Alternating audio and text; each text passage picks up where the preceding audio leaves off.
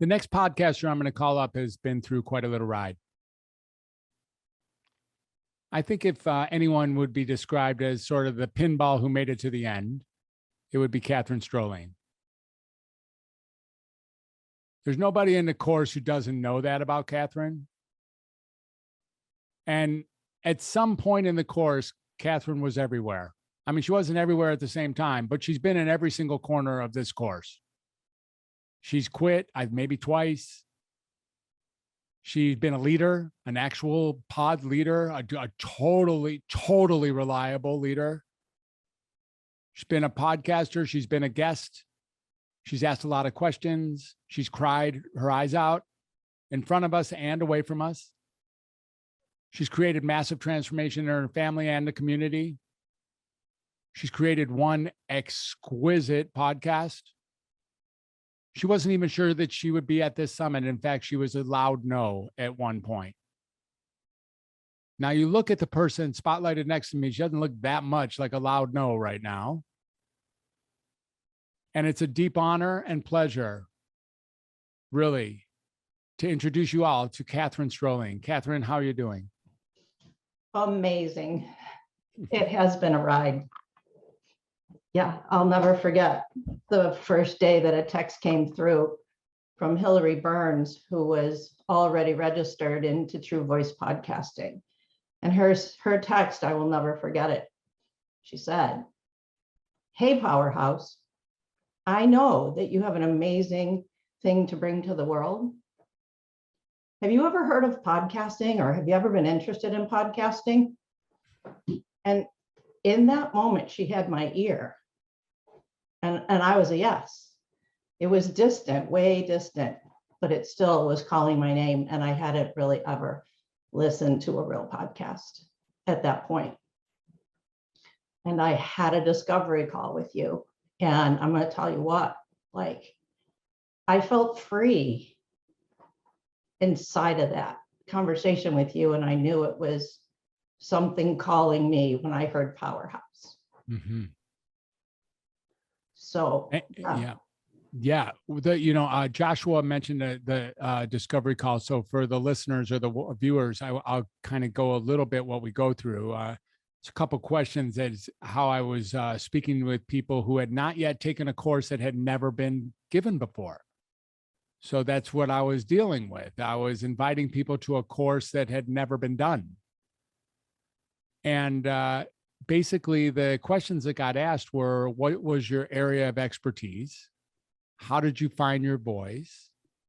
How do you build your tribe or your listenership, your audience? And how are you going to create your legacy? And that set of questions was created to really see if there would be a good fit with people. And with you, it was a good fit. What do you remember about that discovery call, or about you answering those questions and then seeing, okay, I'm in? What was that? It was like an opening to just be. I don't even remember everything that was said because I felt free to express whatever was there. And that was the first gift, being in True Voice Podcasting. And then I came in, like I literally came in on the second week. And I had the most amazing time.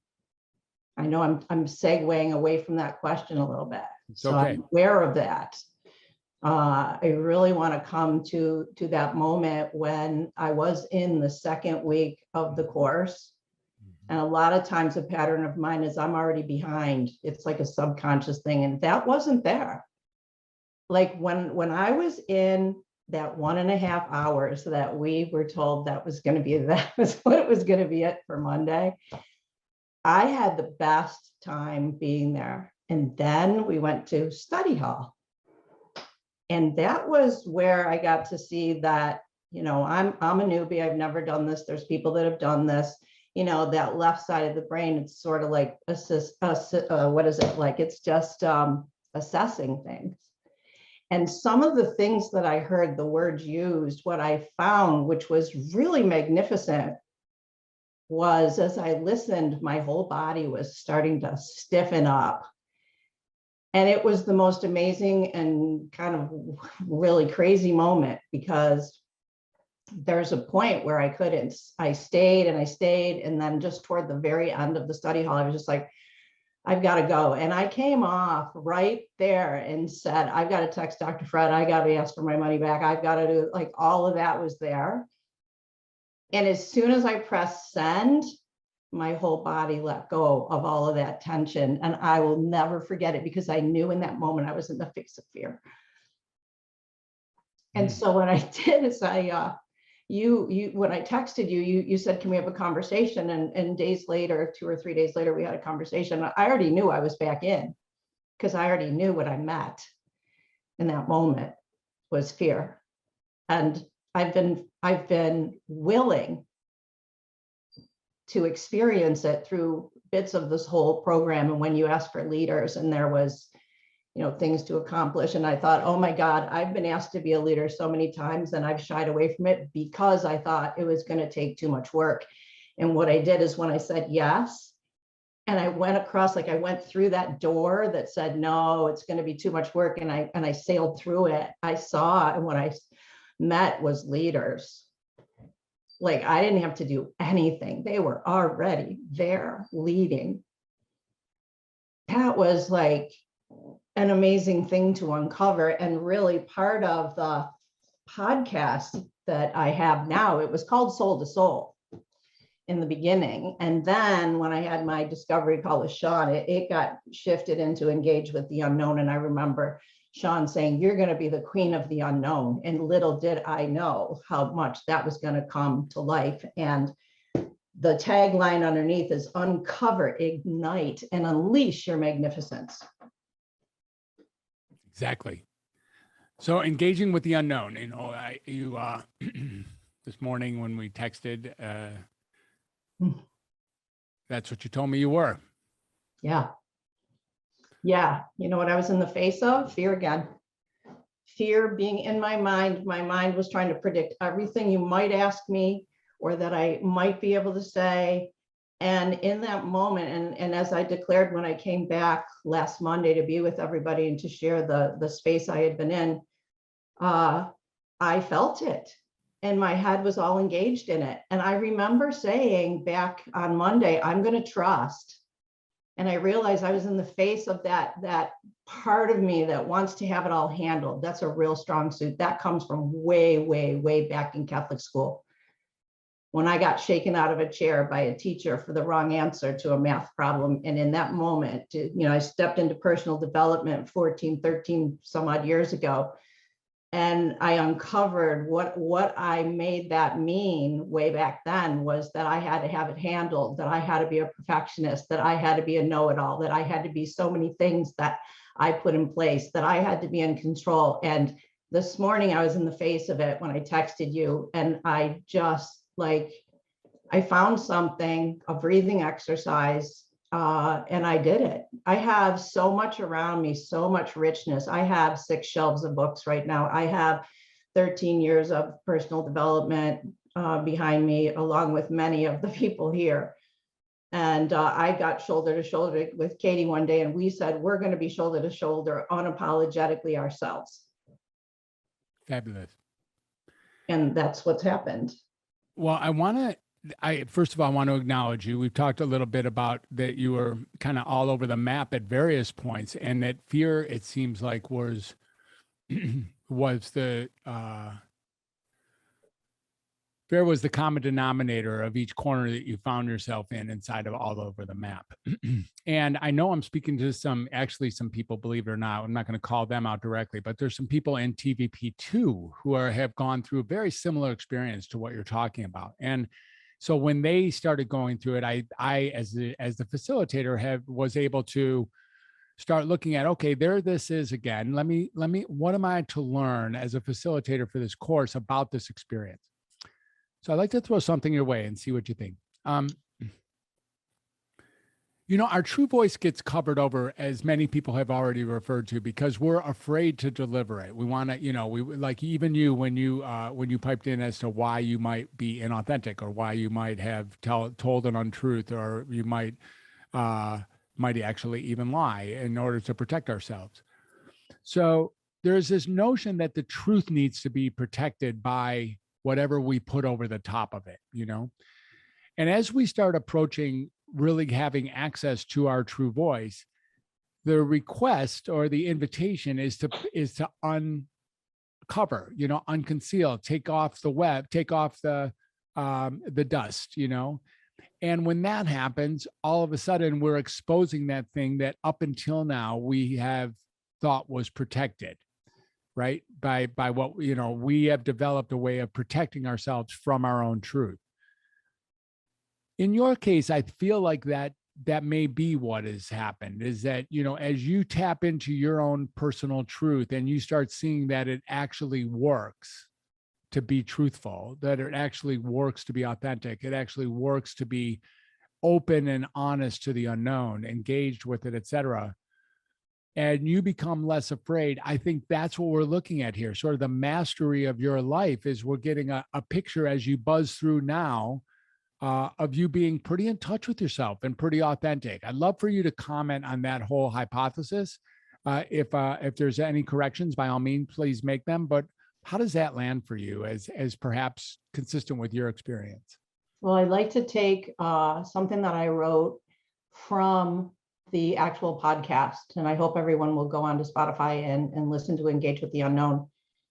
And what I love is when Sanika says, action needs to start off messy. It needs to start off imperfect, clumsy. You've got to be willing to get in there and get it mixed up. You have to be willing to get punched in the face. It will occur. And that's the unknown.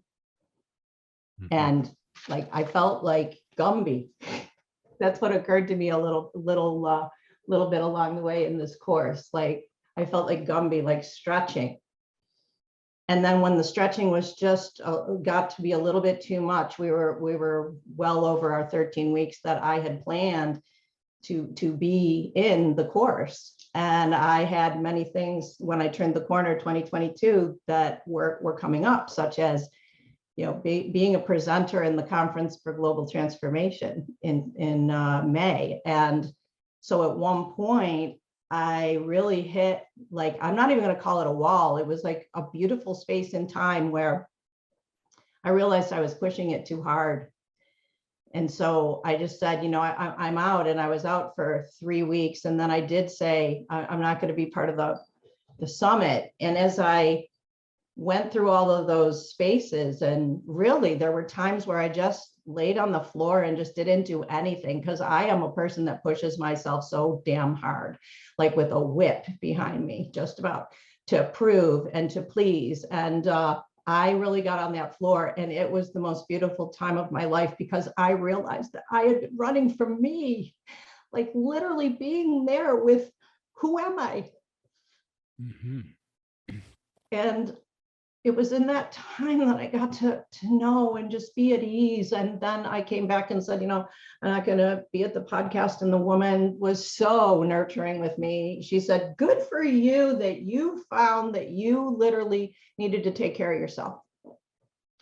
And I said, you know, don't bother Dr. Fred right now, because I know he's really, really busy with the, you know, and the next thing I knew, you texted me and said, you want to have a conversation? Which you did many times through the course. That's when I saw myself hiding, because I'm like, oh no, I cannot deal with this right now. And the power of that was I was the observer while that was happening to me in that moment, not like happening to me, happening for me. In that moment, I was like, I'm going to call Dr. Fred. And you and I had the most amazing conversation where I think I let go of the weight of the world that I've been carrying my whole life, because I put it on my shoulders when I was 6 and had to perform. And it's no joke that I just, like, years ago found this, or it found me, and it's from Lennon and McCarthy, and it says, don't carry the world upon your shoulders. And it was in that moment that I thought to myself, if I'm going to be presenting at the Conference for Global Transformation, what I'm going to be taking on is being in the conference. And I'm just going to bring my true voice, and I'm going to say whatever shows up, because that's when it's true. Mm-hmm. Exactly. And sure, I had a few papers around, little cheat sheets just in case. And I don't mind you knowing that either. Yeah. Because that's fully and authentically me. That little girl's always wanted to do a good job from the very time she was taken out of that chair. So here I am. She's grown up. You're doing a good job at pulling out from the ruckus and the messiness. I think you're doing great. I do have a question. I wonder if you want to share one of your biggest fears of whatever, the question I might ask you that you are afraid of, that you were ready for the answer anyways. Have you got one of those for us? Like you wondered whether I might ask you that. And if I do, you're covered. Was there, can you imagine one like that? Yeah, where are you going from here? Okay, well, let's just do that one next. Where are you going from here? So the coolest thing is I am headed to the conference for global transformation. I am going to be in a year-long course for it's for the arts. And it really, really scares me to like, what am I going to produce? And yet I've already been producing things. I've already been pulling myself toward the arts right now. And we got the opportunity the other day to experiencing drawing a face for the first time. And I'm really amazed at what came out of that paper. Like I was pretty blown away by that. I'm going to be taking a watercolor class. I'm in inquiry explorations, which is a very powerful course around what is inquiry. And I'll tell you one thing it's not knowing. It's being willing to engage in something. And so, yeah, podcasting, I am so proud of the podcast. Like I've listened to it because at your request, you asked me to listen to it, and I've listened to it over and over. I hear new things every single time. And I hear in the beginning how I was a little bit nervous and how I just became true voice, like somewhere in the middle when I just let go. And it just became this journey. So like, I would like to think that podcasting is in my future. Oh yeah. Oh yeah. We would all like to think that your podcasting is in our future. Let's make that very clear. Yeah. It's so at this point in time, I mean, I hate to saddle you with an accountability, but at this point in time, being who you are, sort of requires you to bring forth this super strength of yours, this superpower into the exploring. Just like we just said, maybe earlier with Katie, there's this idea of when you get to engage with the unknown, we then also get access to engaging with our unknown as a direct and immediate function of being with you, engaging with yours. So it's almost like, well, please continue so that we can get access to what it is to engage with our own unknown when we're with you. So thank you for doing that.